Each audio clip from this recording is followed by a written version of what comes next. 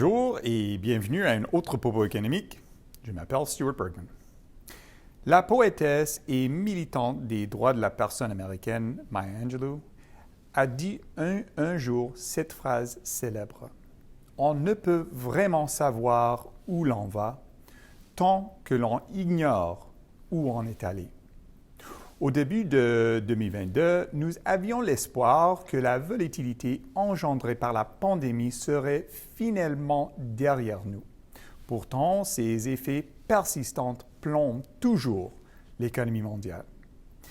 Dans sa plus récente édition de l'analyse trimestrielle des risques pays, EDC présente ses perspectives pour les risques pays qui tient compte de l'impact des épreuves imposées par la pandémie. Cette crise planétaire a fait un nombre imaginable de victimes. Elle a aussi perturbé les chaînes d'approvisionnement et, par le fait même, confronté plusieurs pays à un accès réduit à des produits essentiels et à une envolée des prix. En dépit de certaines améliorations depuis l'automne dernier, le transport reste encore perturbé et exposé aux restrictions gouvernementales, aux tensions géopolitiques et à des événements météo extrêmes. La guerre en Ukraine a compliqué cette conjoncture en faisant davantage grimper les prix de produits de base essentiels, surtout dans les secteurs alimentaires et énergétiques. Pour contrer l'inflation, les banques centrales du monde ont, à juste raison, relevé les taux d'intérêt en faisant le calcul qu'une croissance moins robuste était préférable à une inflation galopante. Résultat, de multiples pays font maintenant face à un pouvoir d'achat réduit, à une confiance commerciale en baisse et à un resserrement des conditions de crédit. Autant d'éléments qui se répercutent à la fois sur l'offre et à la demande. Par ailleurs, la flambée du variant Omicron en Chine au printemps dernier est survenue à un bien mauvais moment pour l'économie de ce pays, soit après une crise de la dette ayant touché plusieurs grandes sociétés immobilières, crise qui s'est propagée à l'ensemble du secteur immobilier. Le repli subséquent de l'économie chinoise qui a contribué au recul de l'activité sur les marchés en développement a eu des répercussions de l'Asie jusqu'en Amérique latine. La notation du risque commercial à court terme, c'est-à-dire la notation des risques d'EDC la plus étroitement liée aux conditions actuelles du marché, est passée au rouge sur de nombreux marchés. Les prix des aliments et des carburants commencent à diminuer, mais ils demeurent élevés par rapport aux normes habituelles. Cette conjoncture des prix continuera d'impacter les grands pays importateurs comme l'Égypte, l'Inde et la Turquie qui font aussi face à une faiblesse généralisée de leur monnaie. En réponse, certains gouvernements ont puisé dans leurs réserves de devises, augmenté les subventions ou limiter les importations non essentielles.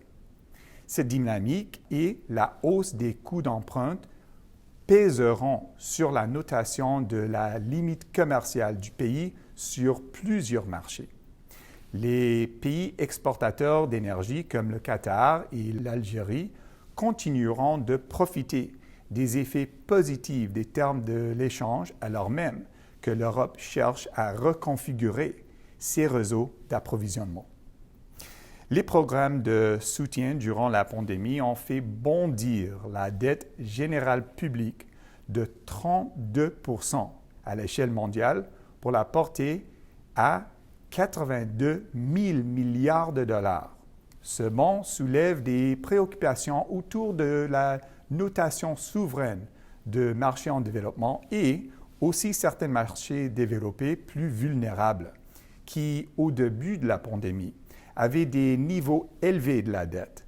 Ces dernières années, ces marchés ont enregistré des déficits encore plus grands. La montée des taux d'intérêt à l'échelle mondiale ne favorisera pas seulement une sortie des capitaux des marchés en développement, mais elle donnera plus de tenue au billet vert et augmentera le coût du service de la dette libellée en dollars américains. Dans cette situation, bon nombre de gouvernements dépendront encore plus de l'aide du Fonds monétaire international et d'autres banques multilatérales de développement. L'indice des marchés obligataires émergents de JP Morgan compte 16 entités souveraines affichant des écarts supérieurs à 1000 points. Elle était à peine 5 en janvier 2019.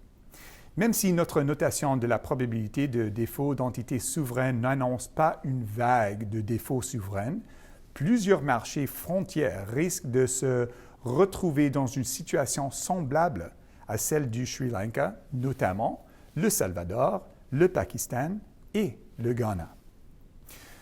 En plus de gonfler la dette, la pandémie a creusé les inégalités relatives aux revenus, une problématique qui existait avant la crise de la COVID-19. La possibilité de troubles sociaux augmente à mesure que grandit l'insécurité entourant les produits alimentaires et les carburants, en particulier sur les marchés en développement, et que les gouvernements prennent des mesures pour lutter contre les effets de l'inflation. L'histoire contient de multiples exemples d'épisodes d'instabilité politique déclenchés par une hausse des prix dans les secteurs de l'alimentation et de l'énergie. C'était le cas lors du printemps arabe. Parallèlement, nous avons revu à la baisse notre notation de la violence politique pour plusieurs pays de l'Europe orientale bordant l'Ukraine.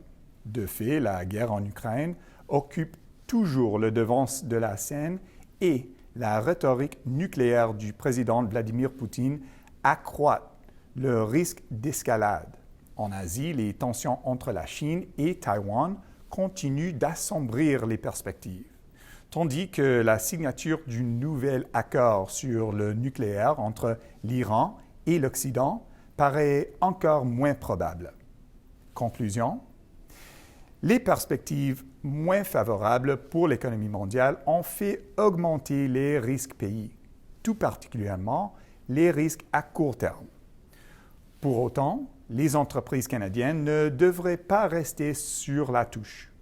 En fait, les contextes de ce genre recèlent souvent les plus belles opportunités. La clé est de comprendre les risques et de planifier en conséquence. Je termine cette édition en paraphrasant à nouveau notre muse. Vous pouvez rencontrer la défaite, mais vous ne devez pas être vaincu. Cette semaine, tous nos remerciements à Ian Tobin, gestionnaire du Centre d'information économique et politique d'EDC, pour sa contribution à la présente édition. Les services économiques d'EDC vous invitent à leur faire part de vos commentaires. Si vous avez des idées de sujets à nous proposer, s'il vous plaît, n'hésitez pas à nous les communiquer et nous ferons de notre mieux pour les traiter dans une édition future du Propos. Merci et à la prochaine.